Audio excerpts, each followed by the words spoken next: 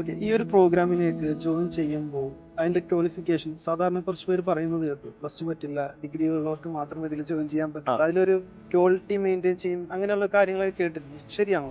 ശരിക്കും പറഞ്ഞാൽ ഡിഗ്രിയിലൂടെ നമുക്ക് ഉണ്ടാകുന്ന സ്കില്ലും അല്ലെങ്കിൽ ആ നോളജൊക്കെ ഈ പ്രോഗ്രാമിൻ്റെ ഒരു ക്വാളിഫിക്കേഷൻ ആയിട്ടല്ല നമ്മൾ കാണുന്നത്. അതായത് പലപ്പോഴും MNCs അല്ലെങ്കിൽ ലീഡിംഗ് ആയിട്ടുള്ള കമ്പനീസ് അവരുടെ റിക്രൂട്ട്മെന്റിൽ ഡിഗ്രി ക്വാളിഫിക്കേഷൻ വെക്കും. ഓക്കെ. അതുകൊണ്ട് തന്നെ നമ്മുടെ പ്രോഗ്രാമിന്റെ സക്സസ് റേറ്റിന്റെ ഭാഗമായിട്ട് ഡിഗ്രി ക്വാളിഫിക്കേഷൻ ഈ പ്രോഗ്രാമിൽ നമ്മൾ വെച്ചിട്ടുണ്ട്.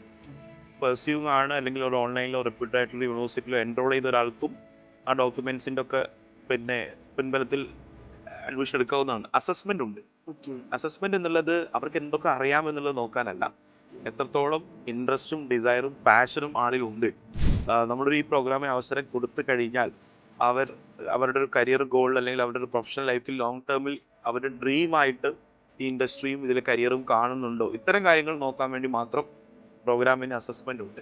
അസസ്മെന്റ് ക്വാളിഫൈഡ് ആയാൽ മാത്രമാണ് അഡ്മിഷൻസിലേക്ക് പോകുന്നത്. ഓക്കെ.